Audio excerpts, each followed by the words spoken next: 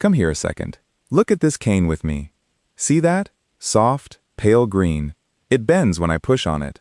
That growth is maybe 3 weeks old, and right now, it is the most fragile thing in this entire garden. Now, if your roses are looking tired this month, and I mean fewer blooms, uglier leaves, that worn-out look they get toward the end of a long season, then there is a bag sitting in your garage that feels like the answer. Feed them, perk them up, squeeze one more good flush out of the year. Depending on where you live, that bag may be the fastest way to hurt them. And not because fertilizer is poison. Fertilizer is honest. It gives you exactly what you asked it for. The trouble is, what you would be asking for, in September, is 6 more inches of brand new growth just like this one, soft, tender, and not ready for what is coming. So I quit doing it that way. I do not feed a rose by the calendar anymore. I feed it by the frost. There are 7 things I go looking for before I give a September rose another spoonful of anything, and fertilizer is not anywhere near the top of that list. A couple of them will save you money. One of them is going to ask you to stop doing a job you have been doing cheerfully since June, and I will be honest with you up front, that one bothers people.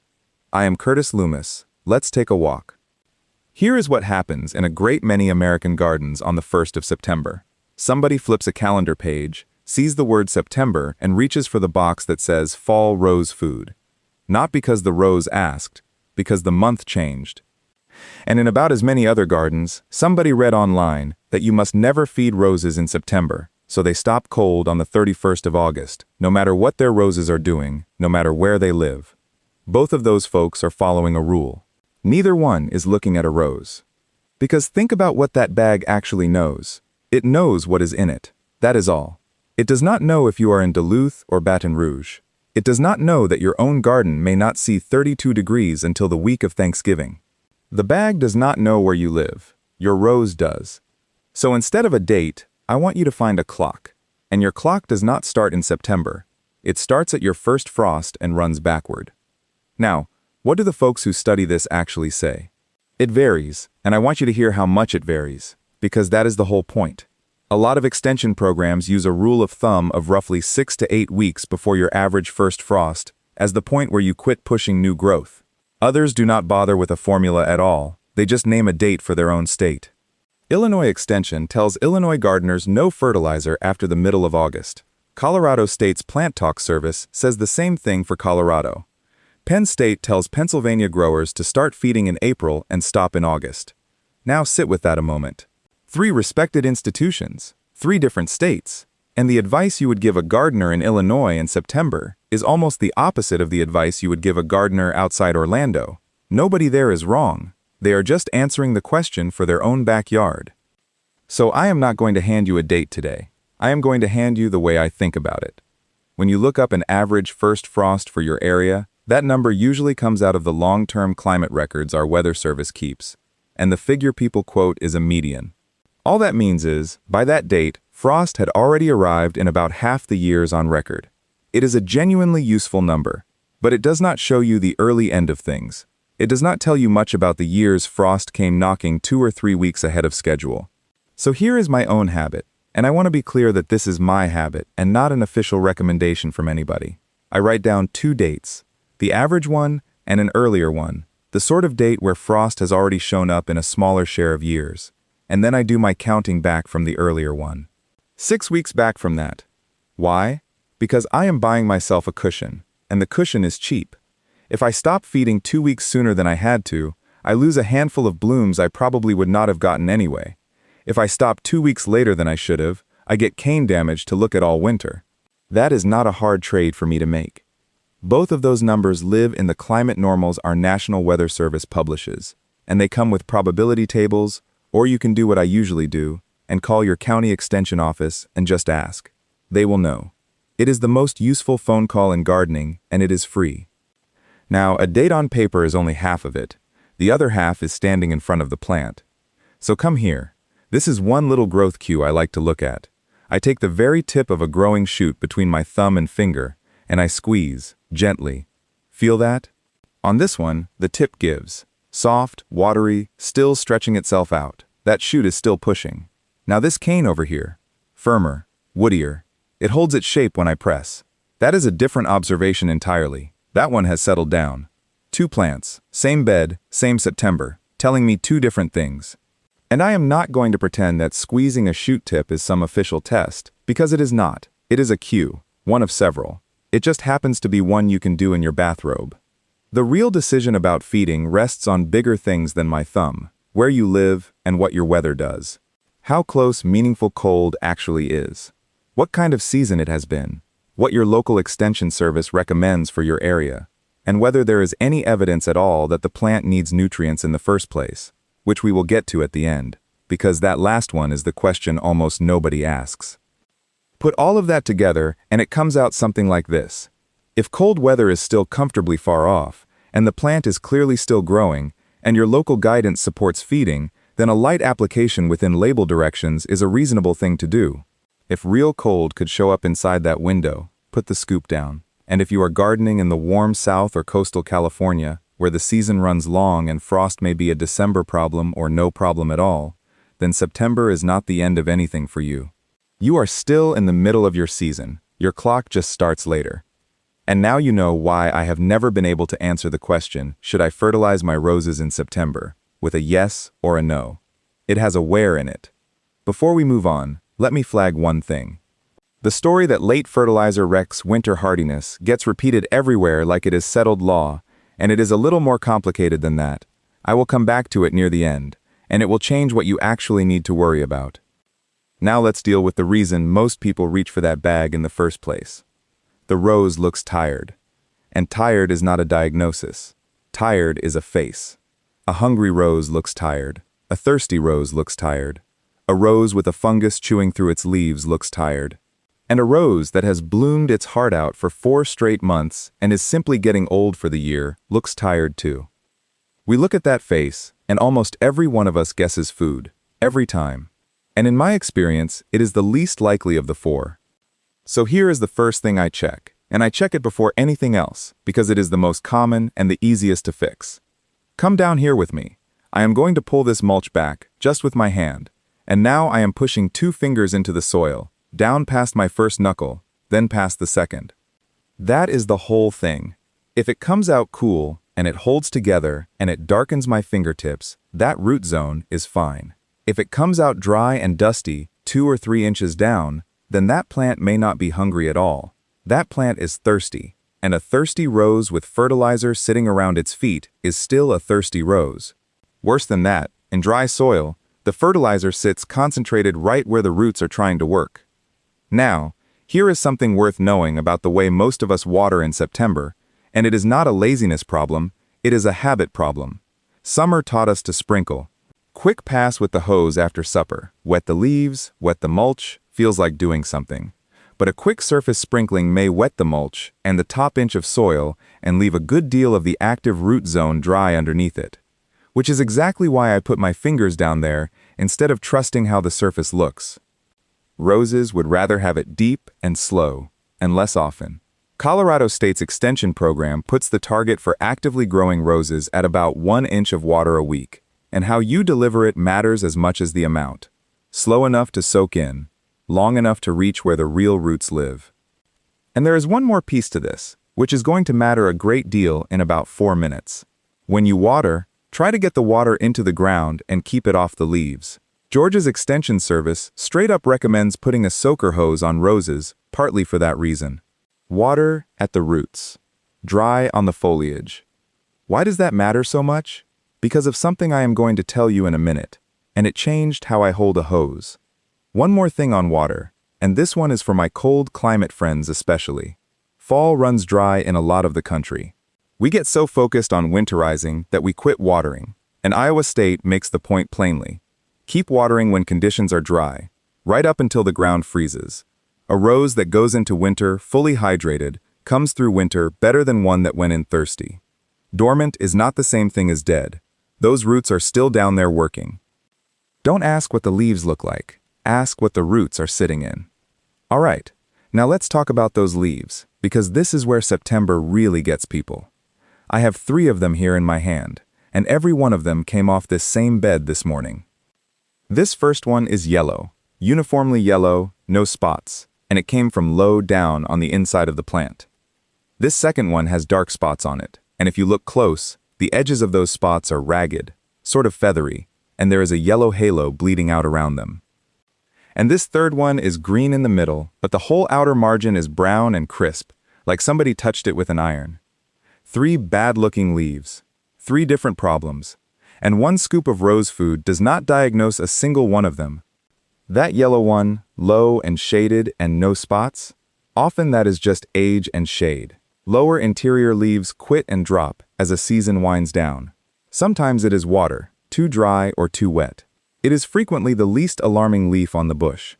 The spotted one, with the ragged edge and the yellow halo, that has the look of black spot, which is the most serious rose disease across most of this country. And notice the plant's response, too. Black spot does not just spot a leaf, it yellows the whole leaf and then drops it. So if your rose is going bald from the bottom up, you are very likely not looking at a feeding problem. The crisp brown margin is usually weather, heat, wind, a stretch where the roots could not keep up with what the leaves were losing. And one more worth knowing. If the leaves look faded or bronzed, almost dusty across the top, turn one over and look underneath with your reading glasses on. Spider mites work the undersides in hot, dry weather, and folks mistake them for a nutrition problem all the time.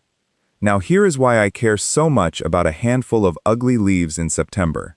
Those leaves are not decoration, they are the factory. Every leaf still hanging on that plant is out there working, taking sunlight and turning it into sugars. And where those sugars go this time of year is not into blooms. They go downstairs, into the roots, into the canes, into the pantry. That pantry is what your rose lives on all winter, and what it spends on its very first push of growth next spring. Which means the leaves on your rose right now are not really this year's leaves. They are next April's blooms, being paid for in advance. So when somebody looks at a bush with some tired foliage and thinks, I will feed it and get a nice fresh set of leaves, I understand that instinct completely. But look at what it actually asks the plant to do. Spend the pantry, in autumn, to build a whole new canopy that has to be up and running before the cold arrives. It is a bad trade at the worst possible time. Protect the leaves you have. Do not go trying to grow a new set. And if you want to protect them, the most useful thing you can do is take care of the ground they are standing on. Look down. Fallen leaves. Some spent petals turning to mush. A weed or two. That is what the floor under a rose looks like in September in a real garden, and I have never once met a gardener who was excited about it. Here is the thing I promised you.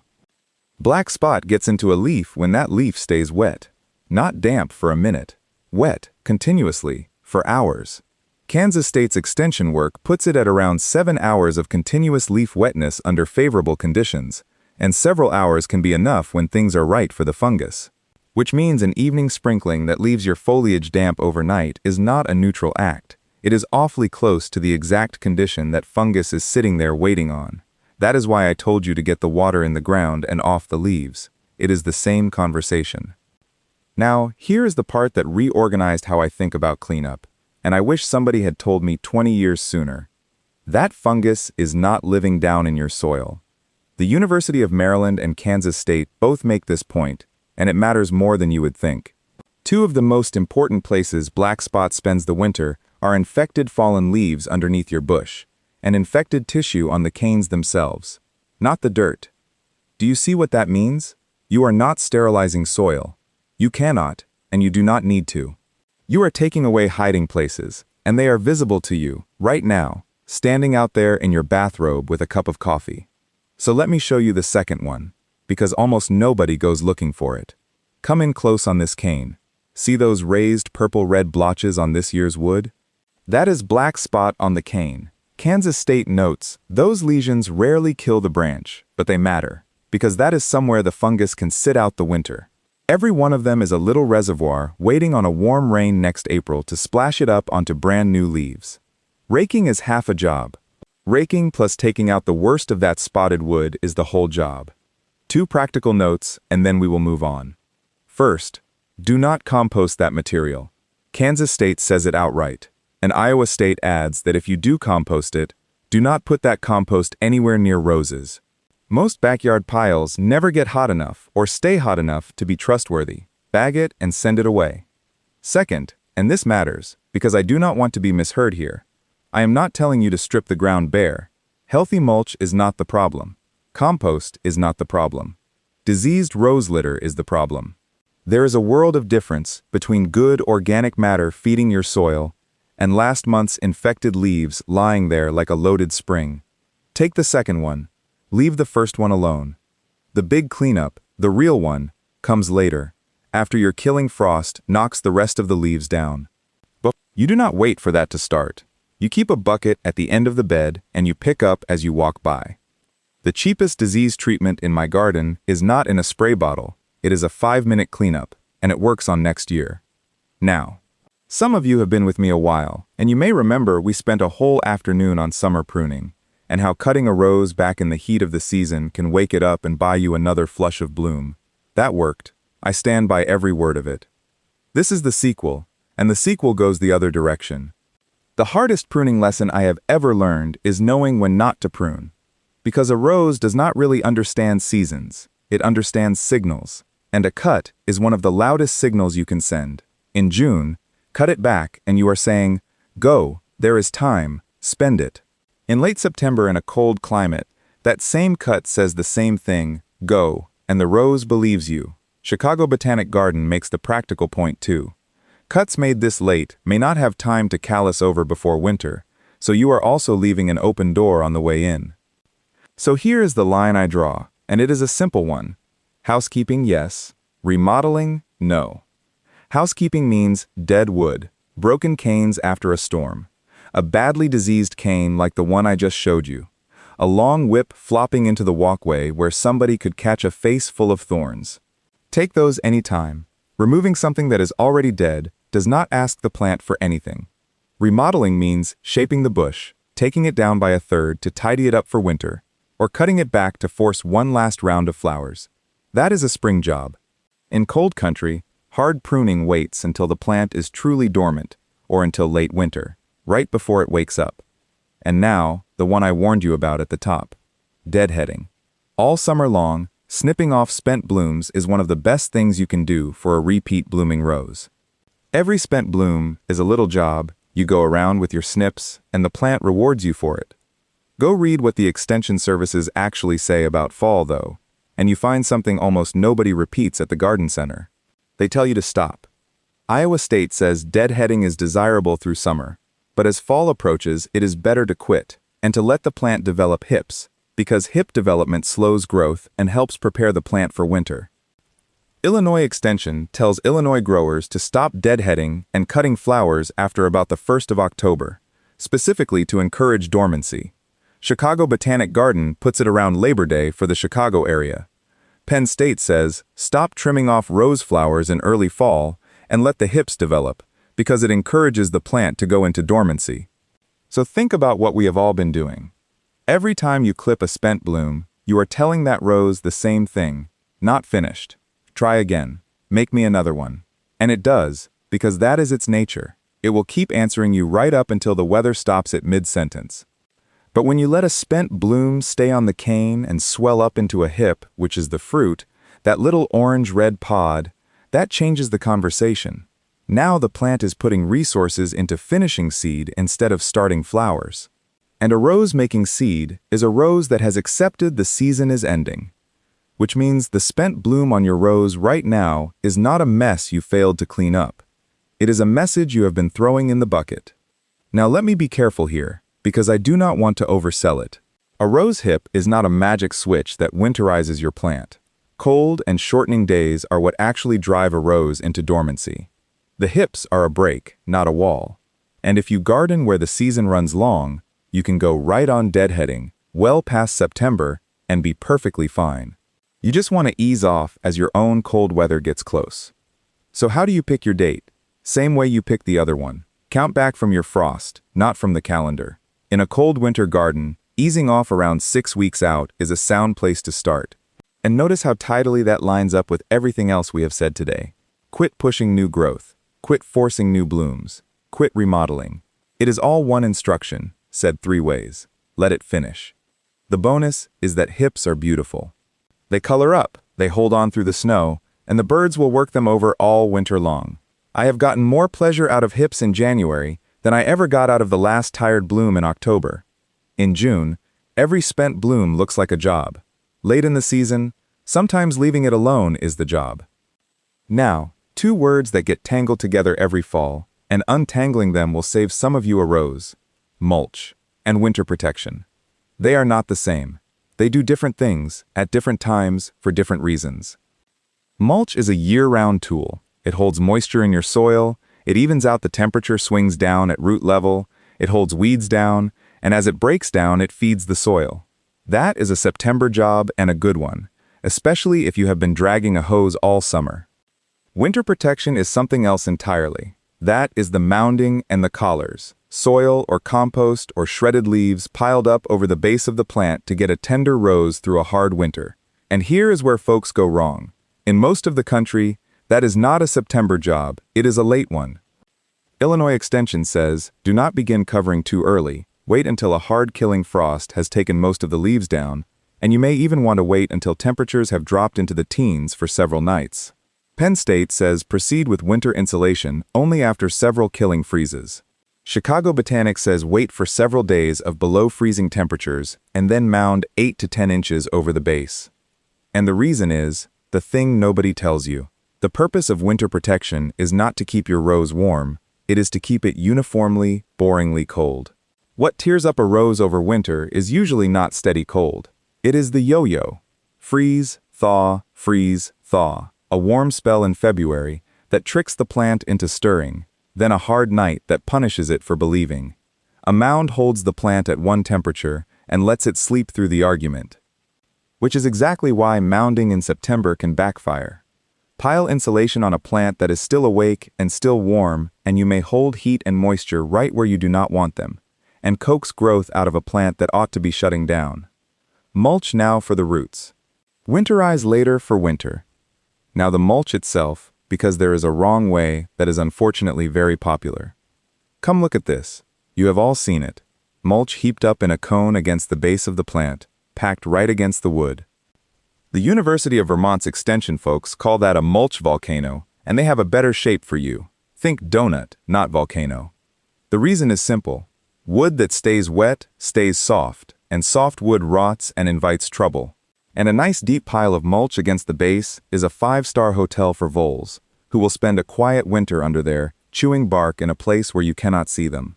So, 2 to 4 inches deep is the standard range for most plantings. Spread it wide and flat, out toward the edge of the plant rather than up against it, and pull it back a few inches from the canes so air can move around the base. Vermont's rule of thumb for trees is 3 inches back, 3 inches deep, 3 feet across, and the spirit of that travels just fine over to a rose bed. And if you garden somewhere the ground never really freezes, you may never mound a rose in your life. Your mulch is doing moisture and weeds and soil health, which is plenty. The frost clock is not your clock. Now come sit down at the table with me, because this is the one I actually care most about. Look at what is in front of me here. Rose food, a bag of compost, a box of Epsom salt, a bottle of something purple with an exclamation point on the label, Bloom Booster. And I would bet a good lunch that some version of this collection is sitting in your garage right now, and that at least 2 of those containers have been opened once and forgotten. There is nothing evil on this table.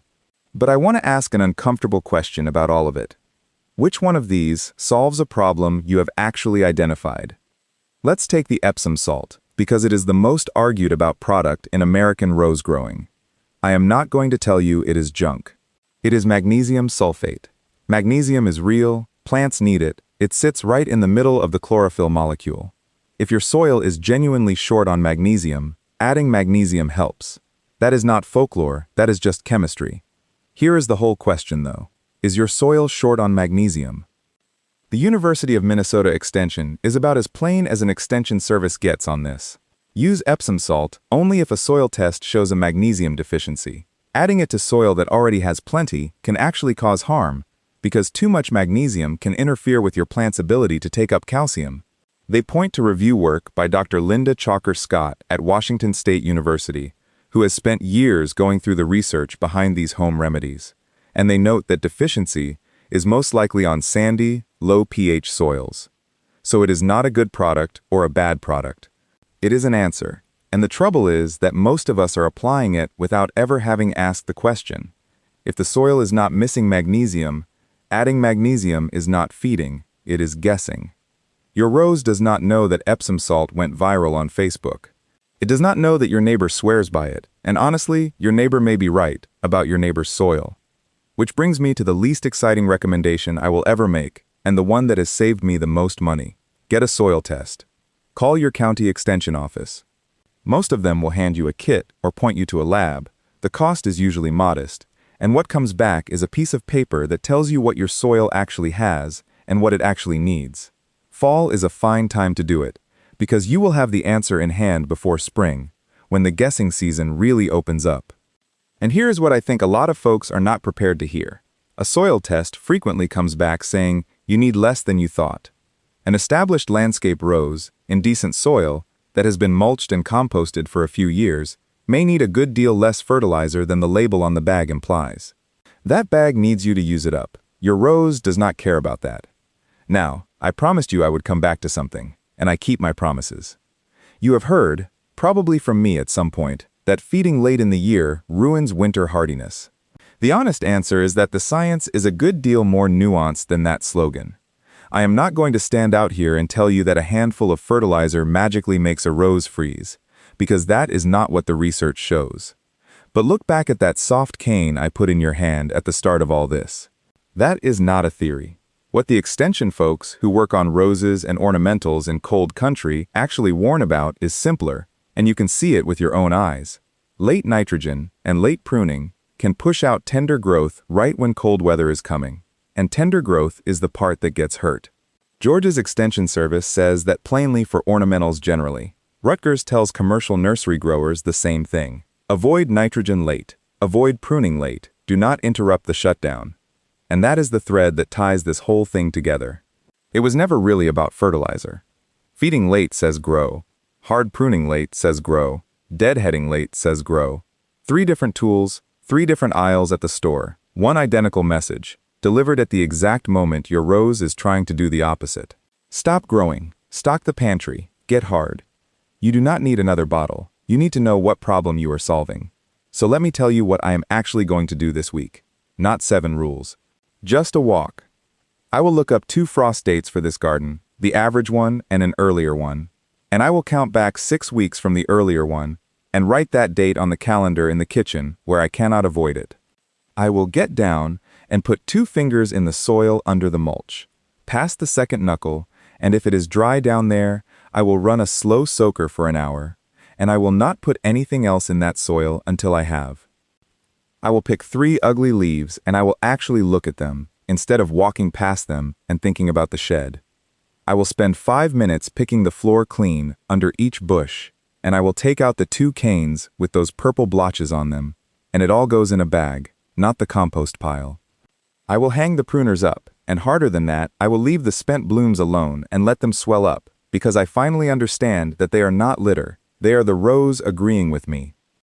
I will run my hand through the mulch and make it a donut instead of a volcano, and I will not pile a thing over the crown of any rose until the cold has already come and settled in. And I will drop a soil sample in the mail, so that come spring, I am reading a piece of paper instead of reading a label. That is it. That is the whole September reset. Notice how much of it is looking and how little of it is buying. Because here is the thing I have come around to after all these years. Spring is when everybody wants to help their roses. September is when you find out whether you know when to leave them alone. Now I want to hear from you, and I mean this specifically. Tell me in the comments what state you are gardening in, and roughly when your first frost usually shows up. Not your zone, your frost. Because a September rose garden in Minnesota and a September rose garden in Georgia are 2 completely different gardens having 2 completely different conversations, and I would love for the folks reading those comments to see that for themselves.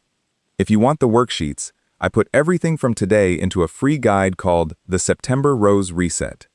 It has the frost countdown sheet with both dates on it, the leaf diagnosis page, the housekeeping and remodeling table, the fertilized decision tree, and a 10-minute weekly rose walk you can print and stick on the fridge. It is free, the link is down in the description, and it was built to be carried outside and gotten dirty.